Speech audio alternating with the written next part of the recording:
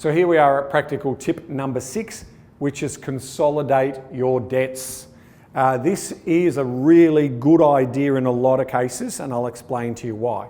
The first thing is usually, obviously, with a mortgage debt, the mortgage interest rate is lower. So what we're basically saying is that lower interest rate will actually help you in terms of having lower repayments to make. Now, the other also positive reason why you might do it is it's just easier to manage debt. A lot of people have problems in managing debt because they've got too many of them all spread around. So now we're going to spend a bit of time on the impact because there's a bit to unpack here in terms of this. So we've got a $600,000 mortgage again at 6%, and that's the mortgage. Now we also have a balance of a car loan, so which is $20,000. So, and that's at 9%, and we've been amassed $7,000 at 18% on the credit card. So let's go car loan, so we finish this off. Now, the total of repayments in terms of making all those repayments is $4,225 per month. Now, what we want to do is we want to consolidate all of those into one simplified mortgage. So we're now going to have a balance of our mortgage at $627,000. So that $627,000 is obviously the sum of those.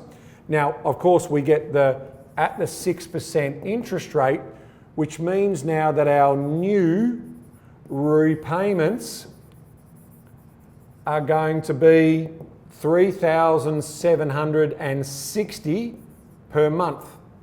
So if we then do our math, we go 4,225 minus 3,760, and we come up with a saving of $465 per month, or $5,500 per annum.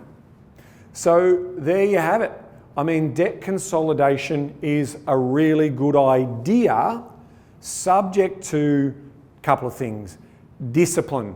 What sometimes we see households get in trouble with is that they consolidate their debt and they think everything's okay, and then they go out and get another car loan, or they go out and they increase their credit as part of this, their credit card. They basically max out the balance again, and we get into this debt cycle, which is not where we want to be. So debt consolidation is about then re-establishing that discipline and not falling into bad habits in terms of that, because the longer we hold that debt, the more we're going to pay in interest and not necessarily start to build out our wealth or our financial security.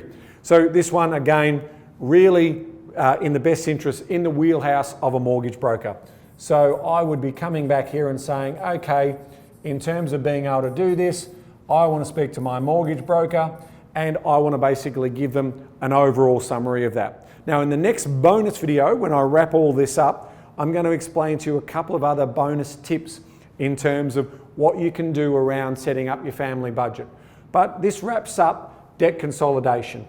It could potentially, again, free up hundreds of dollars per month back into the family budget if you're in a cash flow challenging situation. So that is practical tip number 6, consolidate one's debts.